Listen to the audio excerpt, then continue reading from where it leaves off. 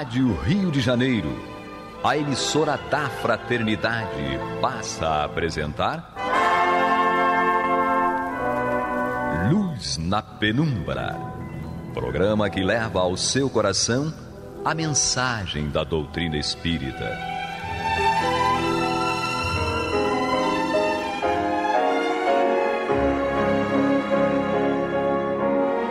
E com vocês, Aloísio Guigino, para o estudo da obra O que é o Espiritismo, de Allan Kardec.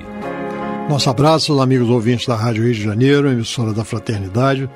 Mais uma vez, temos a alegria de estarmos juntos aqui, conversando ou apenas monologando, né?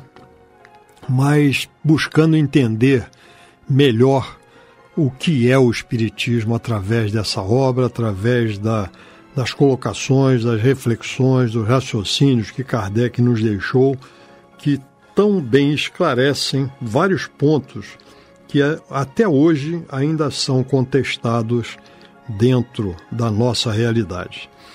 Nós estamos no capítulo 1, no diálogo com o religioso, o terceiro diálogo, e nós estamos tratando no momento de um ponto que é muito interessante nessa controvérsia entre as filosofias católicas e espíritas, que é a reencarnação.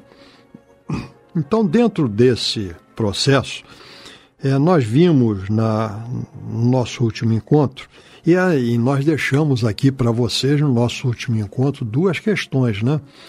Por que 60% dos brasileiros, o maior país católico do mundo, aceitam e adotam a reencarnação como uma realidade? E por que 45% dos brasileiros têm pelo menos duas religiões? Então nós vemos aí que, na realidade, a religião cada vez mais ela se coloca para nós como uma questão de racionalidade, de entendimento, de aceitação pelo raciocínio e pelo entendimento, certo? Então essa questão dogmática, ela passa a ser refutada, ou pelo menos, se não combatida, pelo menos deixada um pouco de lado, e nós adotamos outras questões. Só ainda falando um pouco mais a respeito desses dois pontos que nós falamos, com relação à reencarnação, nós verificamos que o católico que adota a reencarnação como sendo algo que ele aceita como sendo uma realidade, ele derrubou os dogmas da Igreja Católica. Então, não precisamos ir além disso. Mas se aquilo o satisfaz, que ele continue na sua caminhada, porque o Espiritismo não veio para combater nem denegrir nenhuma religião. Ele veio para contribuir, para transformar o homem em homem de bem. Então essa é a proposta do Espiritismo. E se isto ocorre com outros rótulos, com outros ismos, certo? Catolicismo, protestantismo, budismo ou qualquer outro ismo, vamos em frente. O importante é nós nos melhorarmos, nós nos transformarmos moralmente.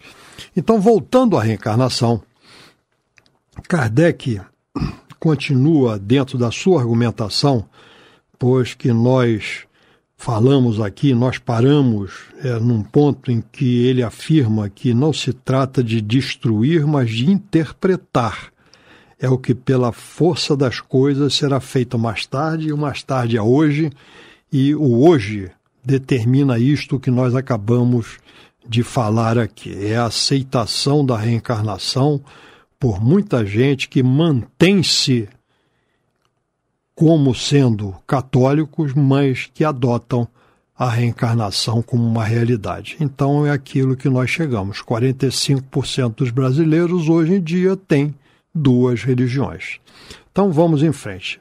Aqueles que não queiram aceitar a interpretação ficam perfeitamente livres, como ainda hoje o são de crer que é o Sol que gira em torno da Terra. É a crença de cada um, é a crença de cada um. a ideia da pluralidade das existências se vulgariza, se torna comum, com pasmosa rapidez, em razão da sua extrema lógica e conformidade com a justiça de Deus.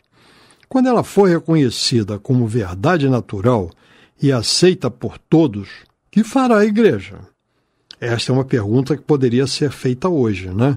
Quando nós vemos que 60% dos brasileiros, maior país católico do mundo, aceitam a reencarnação.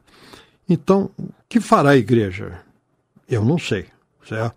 Em resumo, a reencarnação não é um sistema imaginado para a satisfação das necessidades de um ideal, nem uma opinião pessoal. É ou não um fato. Então, nós temos que ver a reencarnação como, na realidade, um fato. É algo que é incontestável por tudo aquilo que existe ao nosso redor. Nós verificamos cada vez mais a ciência evoluindo, caminhando, certo, para identificar vidas passadas. Certo? Se identifica vidas passadas, é porque existe a reencarnação. Se nós estamos habitando um corpo que não é aquele que foi habitado anteriormente, nós estamos confirmando e comprovando a reencarnação como um processo de misericórdia e justiça divina. E eu coloco sempre a misericórdia na frente, porque é pela misericórdia de Deus que nós temos as oportunidades de mudarmos, as oportunidades de superarmos deficiências que ainda carregamos conosco. Se está demonstrado que certos efeitos existentes são materialmente impossíveis sem a reencarnação, é preciso admitirmos que eles são a consequência desta. Logo, se está na natureza, não pode ser anulada por uma opinião contrária. Então, isso aqui é muito importante que nós paremos e reflitamos a respeito. A reencarnação, ela nos explica fatos, ocorrências que só podem ser entendidas e explicadas com a adoção, com a chamada da reencarnação, para que nos mostre isto que nós estamos constatando dia a dia ao nosso redor. Nós vemos lembranças de existências passadas que são comprovadas, nós vemos situações que nós enfrentamos e que são decorrência, certo, dessas necessidades que nós temos de aprender e mudar. Então, a reencarnação ela tem uma base muito forte, muito segura, e nós passamos através dela a entendermos cada vez mais a misericórdia e a justiça divina. Quando nós falamos do perdão das nossas ofensas, nós todo dia quase que oramos, a oração que Jesus nos ensinou, o Pai Nosso, perdoai-nos das nossas ofensas, certo? Assim como nós perdoamos aos nossos devedores. Como é que nós perdoamos os nossos devedores? Dando-lhes oportunidades, não é isso? Como é que Deus perdoa as nossas necessidades? Dando-nos novas oportunidades. Através do quê? Através da reencarnação.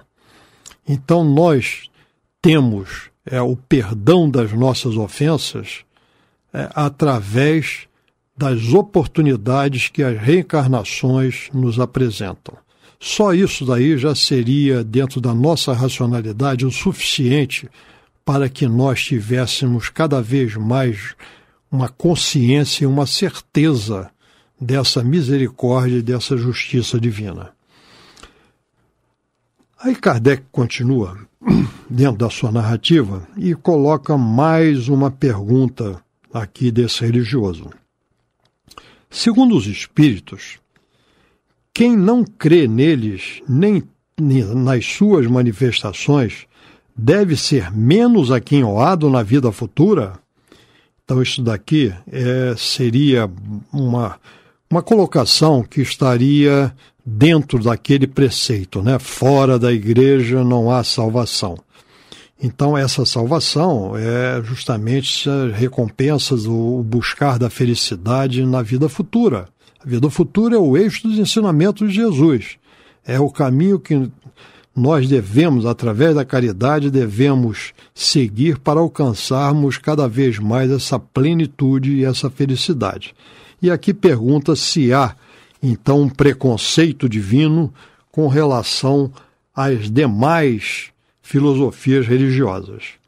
E Kardec, então, diante desta colocação, coloca o seguinte: se essa crença fosse indispensável à salvação dos homens, que seria daqueles que desde o começo do mundo não tiveram possibilidade de possuí-la, bem como daqueles que durante ainda muito tempo morrerão sem tê-la? Poderá Deus cerrar-lhe as portas do futuro? Não. Os espíritos que nos instruem não são assim tão pouco lógicos. Eles nos dizem: Deus é soberanamente justo e bom. Não faz a sorte futura do homem subordinar-se às condições alheias à vontade destes.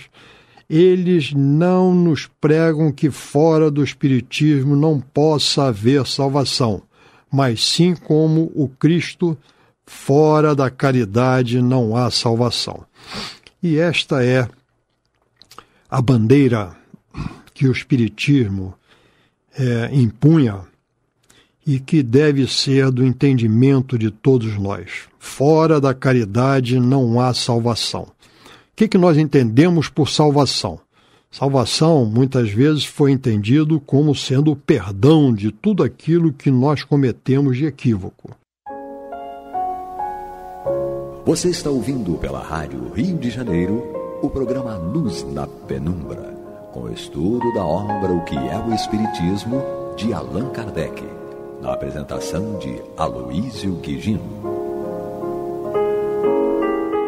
Isto não é a salvação. A salvação é a nossa evolução, é a nossa transformação íntima, é o nosso crescimento, é a conquista de novos patamares de paz, de harmonia, de felicidade. É o caminhar para a nossa destinação, que é a perfeição. Isto é a salvação. E a caridade é o caminho para que nós alcancemos esse patamar. É o caminho para que nós alcancemos este estágio. Então, por isto é que o Espiritismo coloca este axioma, esta afirmativa: fora da caridade não há salvação. Então, se nós queremos ser felizes, e todos nós queremos, nós temos que buscar o caminho. E o caminho, Jesus já nos disse: eu sou o caminho, a verdade e a vida. Ninguém vai ao Pai se não for por mim. E o que é este ser por mim? É fazer o que Jesus nos ensinou. É procurar praticar a lei divina que Ele nos trouxe as explicações para que nós possamos caminhar na direção da nossa destinação. E qual é esse caminho?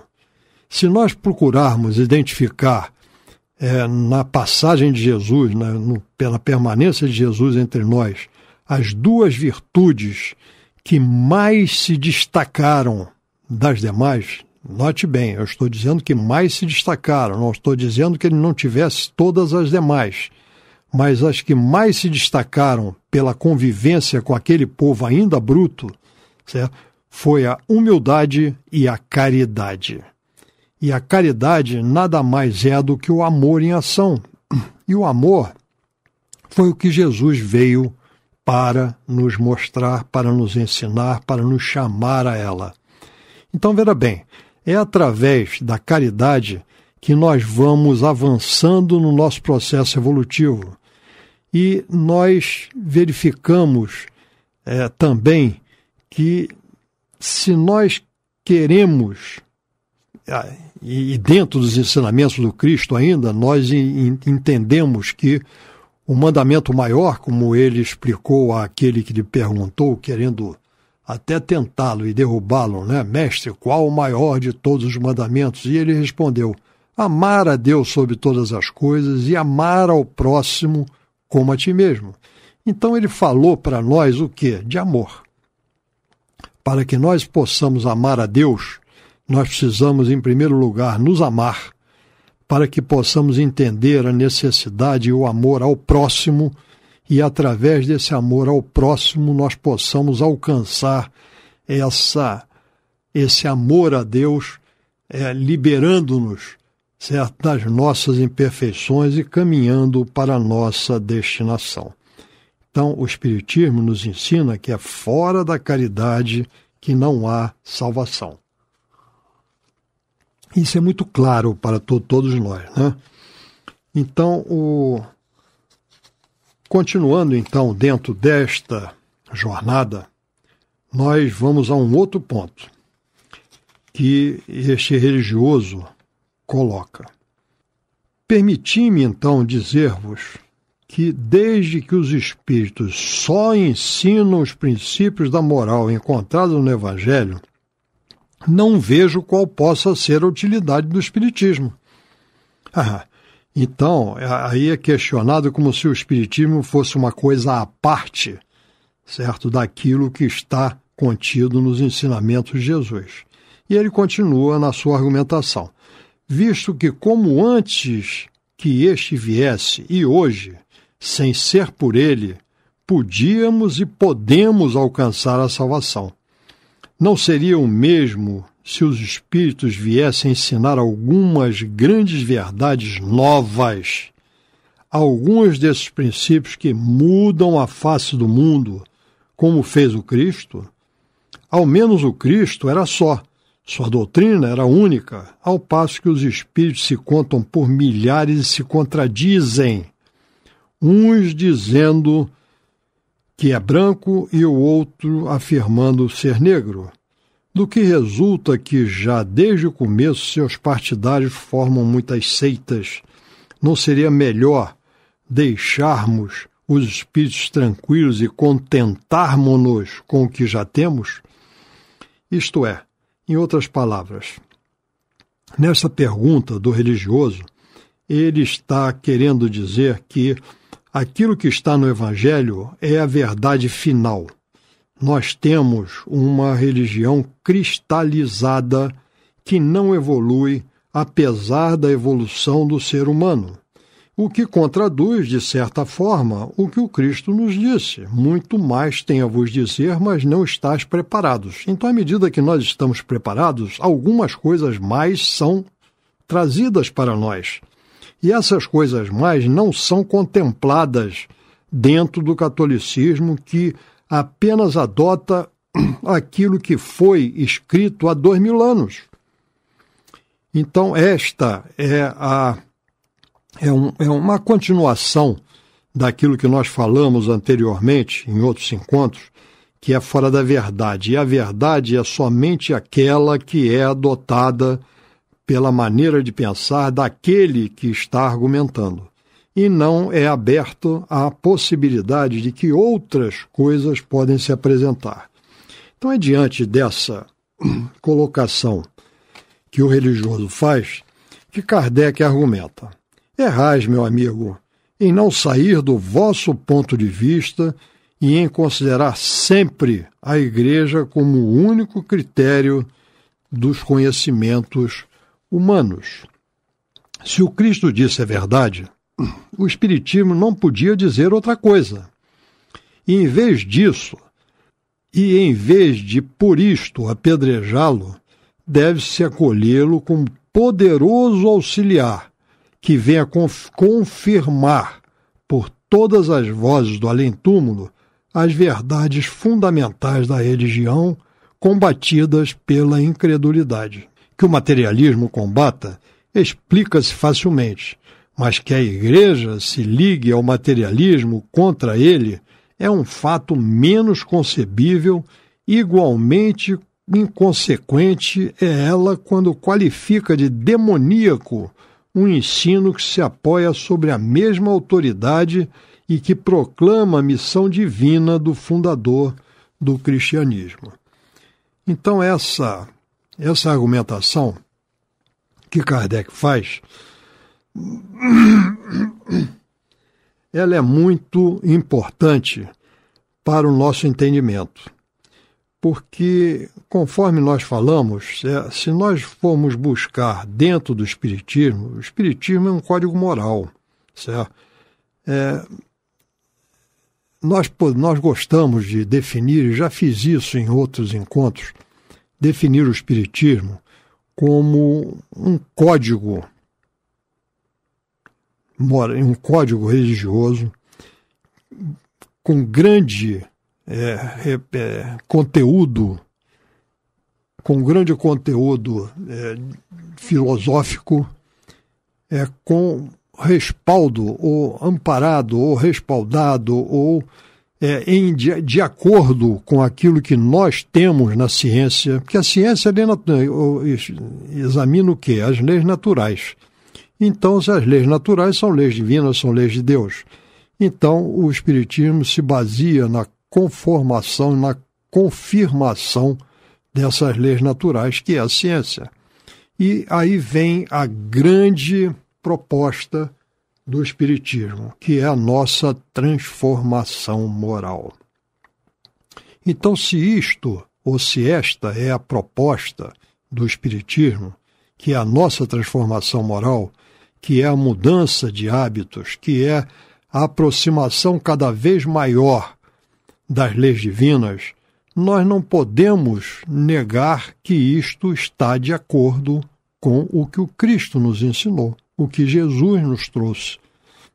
Quando nós verificamos nos ensinamentos de Jesus e buscamos o cerne desses ensinamentos no Sermão do Monte, nós vemos uma das bem-aventuranças que diz: bem-aventurados os puros de coração, porque verão a Deus. Esse verão a Deus é sentir cada vez mais Deus na sua plenitude. Não é vê-lo com os olhos do corpo físico, porque aí já seremos espíritos que não terão mais um corpo físico, que não precisam reencarnar. Mas esses puros de coração significa aqueles que já se liberaram de todos as suas imperfeições, em todos os seus maus hábitos.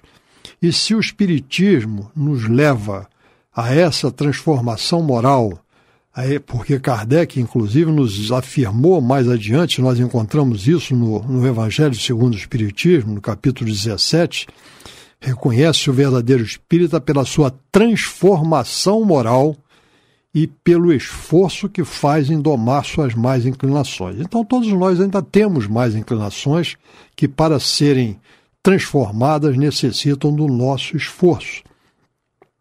E, para isso, nós temos que ter uma orientação. E essa orientação é o Espiritismo que nos dá, chamando atenção aos ensinamentos do Cristo. Ele não cria uma nova religião. O Espiritismo, nós costumamos dizer que é o cristianismo redivivo, isto é, a recuperação na íntegra ou da fidelidade dos ensinamentos de Jesus e não com as transformações que foram surgindo ao longo destes 20 séculos.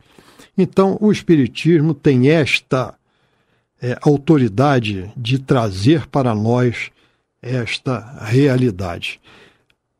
A comunicação dos espíritos nos trazem esclarecimentos, mas nós devemos ter cuidado e, conforme nos diz João no seu Evangelho, creais nos espíritos, mas verificai primeiro se são de Deus. Significa que nós temos bons e maus espíritos e devemos, através do nosso conhecimento, do nosso cuidado, nós buscarmos identificar aquilo que é o correto, que está de acordo com a lei divina ou não, e adotarmos de acordo com esse conhecimento. Meus amigos, essa questão ela é muito importante para nós, para que nós tenhamos sempre o cuidado de seguir o ensinamento do Cristo quando ele diz: vigiai e orai. E essa vigilância é justamente a identificação daquilo que nós devemos adotar como sendo oriundo dos bons espíritos e aquilo que nós devemos rejeitar porque não estão de acordo com os ensinamentos do Cristo. E o Espiritismo é um cristianismo redivivo. Paramos por aqui, com o compromisso de nos encontrarmos na próxima semana, se Deus quiser, e Ele há de querer. Muita paz para todos. Você está ouvindo o programa Luz na Penumbra.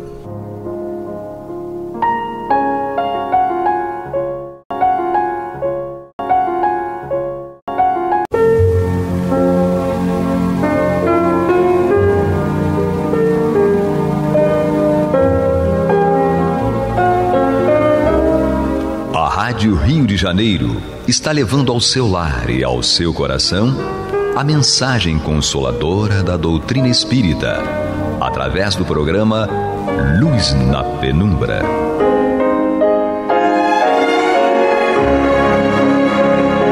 E agora com vocês, César Augusto Lourenço Filho, para comentar os textos da Revista Espírita de Allan Kardec, no período de 1858 e 1869. Boa noite, meus irmãos de caminhada. Aqui estamos mais uma vez e vamos continuar o nosso estudo sério, cuidadoso da Revista Espírita. Não toda, porque senão levaríamos aqui umas 2 ou 3 reencarnações, mas algumas matérias que a gente vai selecionando, que consideramos assim bem aplicáveis à atualidade, dentro do nosso contexto contemporâneo, aplicando-se totalmente, como praticamente a doutrina toda. É muito difícil a gente encontrar alguma coisa da doutrina espírita que se aplicasse nos idos de 1850 e que não se aplicasse hoje, porque é tudo ensinamento moral, é tudo demonstração da comunicação dos espíritos, interação dos encarnados com desencarnados, vida futura, problema do ser, do destino e da dor, que aliás é título de um livro belíssimo de Leon Denis. Enfim, nós temos que estar caminhando, avançando, e por isso esse estudo da Revista Espírita que nos ajuda muitíssimo nesse mistério.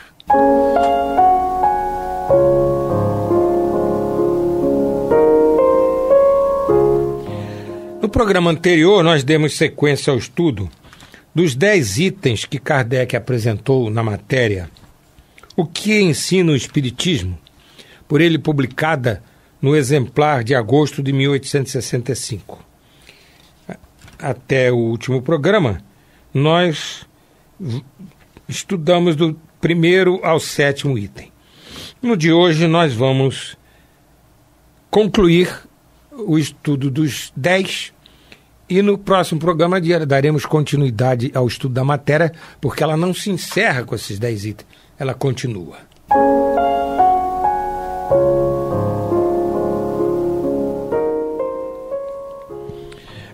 Vamos então ao item 8. Revelando o fato das obsessões, agora Kardec vai falar nas obsessões, parênteses foi nosso. Revelando o fato das obsessões, o Espiritismo faz conhecer a causa, até aqui desconhecida, das numerosas afecções sobre as quais a ciência se havia enganado em prejuízo dos doentes e dá os meios de os curar. 9º item.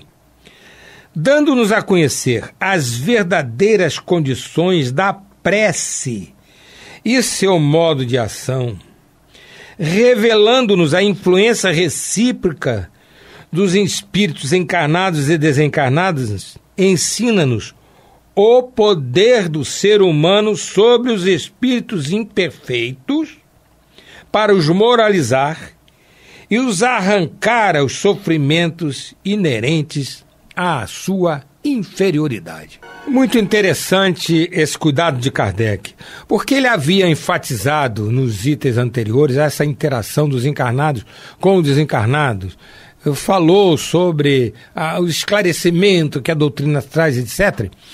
E poderia parecer que só havia sido estudada a interação com os espíritos superiores. Não. Nos mais de 1000 lugares em que, à época da revelação espírita, os espíritos se manifestaram através de médiuns que não se conheciam mesmo uns aos outros, e essas manifestações ao mesmo tempo, mais de 1000 lugares, repetimos, os espíritos superiores, eles se manifestavam diretamente, trazendo os ensinamentos maravilhosos, mas traziam também espíritos de tudo quanto é grau evolutivo, a fim de que esses espíritos se manifestassem e Kardec e os demais pesquisadores, todos aqueles que fossem estudar as manifestações, verificassem como era a pátria espiritual no seu todo, e em especial como eram os espíritos desencarnados que viviam interagindo com a Terra, que estão na pátria espiritual vinculada à Terra, junto à Terra, dentro da chamada psicosfera, que é uma palavra nova que surgiu no meio espírita, que nada mais é do que um sinônimo do mundo espiritual que está em ligação constante, em ligação direta com a Terra. Então, agora nesse item, Kardec fala sobre a ação justamente dos espíritos inferiores e falou nas obsessões. O que é uma obsessão? É uma ação desagradável, é uma ação incomodatícia, às vezes uma ação extremamente danosa de um espírito desencarnado ou de espíritos desencarnados sobre uma determinada pessoa. Jesus tratou obsessões, vamos dizer assim, ao fazer aquelas demonstrações da sua superioridade moral, expulsando os espíritos que atormentavam esta ou aquela pessoa, e que então, inclusive, os evangelistas colocam como título a cura de endemoniados. É a tradução dos homens, porque não eram endemoniados, não era um demônio que estava atuando sobre aquelas pessoas que Jesus afastou. Não eram demônios, eram espíritos inferiores que estavam ali agindo. Então Kardec, neste item 8º, ele fala de como a ciência havia se enganado a respeito da obsessão, e com isso a ciência colocou muita gente nos hospícios, e na realidade a criatura não tinha nada de louco. A pessoa estava pura e simplesmente submetida à ação de um espírito inferior, e que fazia com que ela se comportasse de maneira tal que realmente enganava os médicos. E os médicos julgavam que se tratasse de loucura. Mas na realidade não era. E nós, já que estamos fazendo tantas citações nos últimos programas, vamos citar um livro de Bezerra de Menezes, ainda encarnado, antes de desencarnar, A Loucura sob um Novo Prisma. Então ele, como médico, ainda encarnado, justamente tratando dessa questão de se olhar uma pessoa que está obsidiada e pensar que ela era uma pessoa louca, ele escreveu esse livro, A Loucura sob um Novo Prisma. Bezerra de Menezes, autor, quando encarnado, não como espírito. Como vimos no item 9, Kardec fala sobre a prece, sobre a ação da prece. O Espiritismo veio nos dar a conhecer as verdadeiras condições da prece e seu modo de ação. Olha que coisa impressionante. O Espiritismo veio explicar que uma prece não é uma coisa assim, uma coisa fictícia, não é uma coisa que as palavras se perdem no espaço, não. A prece, e quanto mais sincera, quanto mais do fundo do ser ela vem, é uma força que o espírito encarnado ou desencarnado, que o espírito desencarnado também ora, é uma força que a gente tem de mentalizar algo, ou alguma coisa, melhor dizendo, ou alguma entidade. A gente pode fazer uma prece a Deus, então a nossa mente está procurando buscar Deus, então é um pensamento poderosíssimo. Jesus, oramos a Jesus, é um pensamento poderosíssimo. Francisco de Assis orou a Jesus com tanto fervor, com tanta força, e mentalizando Jesus preso na cruz. Quando ele acabou a prece, ele estava com o corpo todo marcado, porque através do perispírito, nós não podemos entrar no detalhe no programa de hoje, mas através do perispírito, o pensamento dele ali, visualizando Jesus com tanta intensidade, ele causou feridas no próprio corpo de carne. Francisco de Assis. Então a prece é uma força. Quando se faz uma prece, por exemplo, para um ente querido desencarnado, onde quer que esse espírito esteja no espaço, vai receber a nossa vibração amorosa. E se nós não tivermos potência suficiente na nossa prece para que ela chegue lá no nosso ente querido, a espiritualidade superior vai potencializar mais ainda essa prece e vai levar a vibração lá para o ente querido. Que nós possamos orar por eles, orar por uma pessoa até desconhecida, mas que a gente sabe que precisa de uma oração. Alguma notícia que a gente viu no jornal de uma mãe que está desesperada, que o filho foi assassinado, coisa assim. Vamos orar por essa mãe, que ela vai receber a vibração forte da nossa prece sincera, da nossa prece amorosa. Como vimos também no item 9, a doutrina espírita ensina o poder do homem sobre os espíritos inferiores para os moralizar e os arrancar os sofrimentos. O que é isso, queridos irmãos? É a sessão de desobsessão que se faz nos centros espíritas. Centros espíritas sérios, na sessão de desobsessão, as pessoas se reúnem ali com muito amor no coração, com muito amor pelos espíritos imperfeitos, sofredores, ou às vezes espíritos malévolos, voltados para o mal, que ali vão receber esclarecimentos, vão receber boas vibrações, vão receber orientações. O dirigente da reunião, ou aqueles incumbidos de dialogar com esses espíritos, vão procurar fazê-los despertar, fazê-los entender que ao invés do caminho do mal, eles devem se voltar para o caminho do bem. Que se tem ódios, se querem perpetrar vinganças, melhor dizendo, que normalmente é o móvel das obsessões, que eles aprendam a perdoar, que eles possam deixar aquela criatura em paz para ela enfrentar as suas provas e suas expiações, e ele, desencarnado, ao invés de continuar num papel de algoz, ele abra a mão daquela vingança que só lhe traz prejuízos para se voltar a um efetivo crescimento espiritual. E numa reunião de desobsessão, o companheiro que tem a tarefa de dialogar com esses espíritos faz com muito carinho, com muito amor, e a quantidade de espíritos, queridos irmãos, que se capacitam disso, que se entendem, que caem em si da coisa, eles deixam o obsidiado, e aí a pessoa fica curada entre aspas, porque aquele espírito deixa de atormentá-la. Mas se ela continuar com maus pensamentos, se a criatura estiver voltada para o mal, ela vai, pela lei da sintonia, vai atrair outros espíritos malévolos, outros espíritos inferiores que irão novamente obsidiá-la, que ela vai então novamente, melhor dizendo, estar submetido a esse processo obsessório. Enfim, a doutrina espírita nos mostra como podemos amar e servir nesse campo de atendimento aos espíritos necessitados, desencarnados. Vamos então, queridos irmãos, ao item 10. É o último dos itens que Kardec elencou na matéria O que ensina o Espiritismo, por ele inserida no exemplar de agosto de 1865 da Revista Espírita. 10º item.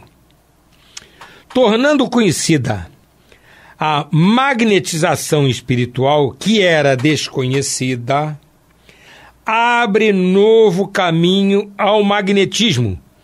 Ele traz um novo e poderoso elemento de cura. O mérito de uma invenção não está na descoberta de um princípio, quase sempre conhecido anteriormente, mas na aplicação desse princípio. Sem dúvida, a reencarnação não é uma ideia nova, bem como o perispírito, descrito por São Paulo sob o nome de corpo espiritual, também não é. E nem mesmo a comunicação com os espíritos. O espiritismo, que não se gaba de ter descoberto a natureza, procura cuidadosamente todos os traços que pode encontrar da anterioridade de suas ideias, e quando os encontra, apressa-se em o proclamar como prova em apoio ao que avança. Queridos irmãos, nós vamos nos lembrar aqui que Kardec, antes de ser convidado a participar de uma reunião mediúnica, ele já tinha um histórico de mais de 20 anos de estudo e aplicação contínua do magnetismo. Kardec era uma autoridade em magnetismo. Então ele está falando aqui como um profundo conhecedor do assunto. Ele fala que o que o espiritismo torna conhecida é a magnetização espiritual, isto é a ação dos espíritos neste processo de doação magnética na pessoa. Então, a doação magnética, chamada anímica, é quando o magnetizador transfere para o paciente única e exclusivamente os seus próprios fluidos. A magnetização espiritual é quando, ao fazer a magnetização, o magnetizador recebe a influência, a ação do espírito desencarnado que manipula fluidos da natureza, os próprios fluidos do médium, que aí a pessoa é médium. Por quê que é um magnetizador médium?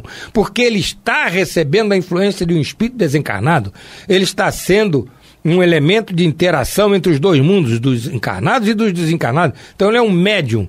Ele, ao fazer então essa transmissão de fluidos, ele está transmitindo os seus próprios fluidos, e o espírito superior, repetimos, o espírito que está assistindo ali na doação, manipula fluidos, por exemplo, da natureza, fluidos dele médium e fluido dele espírito, e fazendo uma analogia um pouco até meio vulgar, mas é isso mesmo, faz um coquetel de elementos magnéticos: espírito, natureza, médium. E aí a pessoa recebe uma doação magnética de primeiríssima qualidade.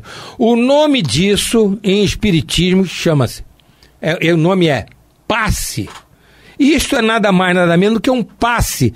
É o médium transmitindo numa sala de passe, que geralmente é feito num lugar mais recolhido, com as pessoas já dentro daquele espírito de interação com a parte espiritual superior.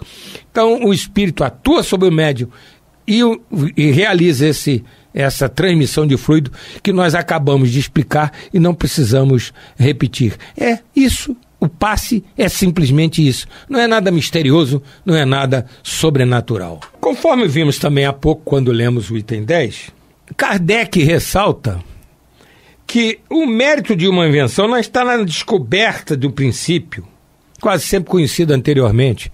Tem muita descoberta que o princípio básico da coisa já é conhecido de anos e anos. Apenas houve uma modificação na abordagem da coisa, de tal forma que aquilo que era um conhecimento até remoto, esquecido no tempo, se tornou uma coisa maravilhosa. Vamos dar um exemplo aqui muito interessante. Costumava-se dizer que a pessoa que inventou o transistor, eu sabia e não estou me lembrando, não posso citar de memória, a pessoa que inventou o transistor mudou a face da humanidade. Até que um autor disse o seguinte: não, quem inventou o transistor não foi quem mudou a face da humanidade, porque o transistor que ele inventou custava mais de $10. E quem mudou a face da humanidade foi o pesquisador que aperfeiçoou o transistor de maneira tal que ele passou a custar poucos centavos de dólar. Esse sim mudou a face da humanidade. Porque com o custo que o transistor tinha antes, para se chegar ao que a humanidade progrediu pela aplicação do transistor, ia levar séculos. Então, às vezes, a invenção não está no princípio básico, está na maneira de pegar aquele princípio básico e colocá-lo a benefício da obtenção de resultados. E isso foi o que o Espiritismo fez. O Espiritismo lançou luz sobre uma porção de coisas cujos princípios estavam na história da humanidade. Como Kardec citou no item 10. A reencarnação não era uma ideia nova, a reencarnação é lá dos primórdios da humanidade. Mas o Espiritismo veio trazer muita luz à reencarnação. Veio trazer uma explicação concreta, prática, objetiva, mas com toda a força filosófica moral da reencarnação como um processo evolutivo de resultados imediatos. A reencarnação, repetimos, não é um processo punitivo, é um processo de renovação espiritual, é um processo de aprendizado, de evolução. E isso quem trouxe foi a doutrina espírita. Foram os espíritos superiores que revelaram através, vamos repetir sempre, de mais de 1.000 lugares, em mais de 1.000 lugares pelo mundo afora, através de médiuns desconhecidos uns dos outros, essas coisas que passaram a ficar muito claras em função da revelação espírita. Ainda como vimos no item 10, Kardec falou: o Espiritismo não se gaba de ter descoberto a natureza. Claro, porque esses fenômenos todos que Kardec e todos os que à época fizeram as experimentações e fazem até hoje, eles não inventaram nada de novo, eles apenas devassaram o mundo dos fenômenos que os espíritos podem provocar no mundo dos chamados vivos. Então, o Espiritismo não descobriu nada de novo na natureza, apenas descobriu como esses fenômenos se processavam, como os espíritos agiam sobre a matéria a fim de produzir esses fenômenos. E essa ação dos espíritos desencarnados sobre a matéria para produzir esses fenômenos, que muita gente chama de miraculosos, são coisas naturais. A capacidade que os espíritos desencarnados têm de produzir esses fenômenos agindo sobre a matéria com o auxílio de um médium de efeitos físicos são fenômenos naturais, corriqueiros, porque sempre ocorreram, ocorrem e ocorrerão. Isso é uma coisa que quem mostra e demonstrou até experimentalmente foi a doutrina dos espíritos. Nós estamos chegando ao final do nosso programa, melhor dizendo. Como dissemos no início do estudo dessa matéria que estamos desenvolvendo, que é o que ensina o Espiritismo, publicado por Kardec no exemplar de agosto de 1865, como dissemos no início do estudo da matéria, ela é um pouco longa, mas como estamos vendo, extremamente rica. E às vezes a gente, quando aborda uma matéria aqui no microfone, a gente salta algumas partes. Essa a gente só saltou um parágrafo aqui e vimos que não seria interessante para se colocar no rádio e tal. Então nós vamos continuar na matéria, vamos continuar. Então no próximo programa nós vamos dar continuidade a esse estudo com o fechamento que Kardec fez. Muita saúde, muita paz, muita alegria e até a próxima sexta-feira.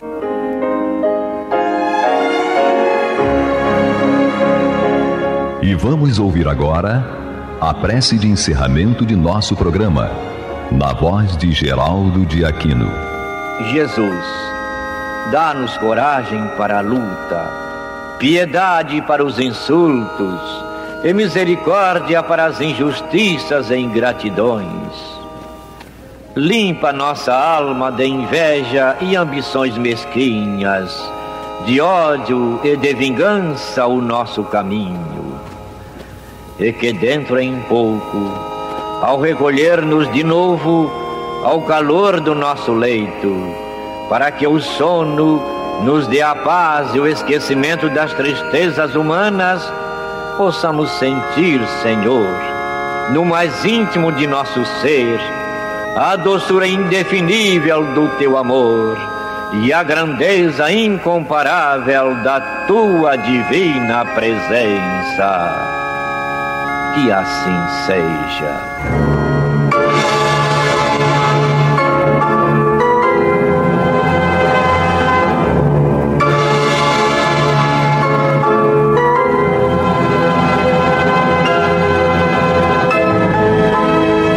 Acabamos de apresentar o programa Luz na Penumbra,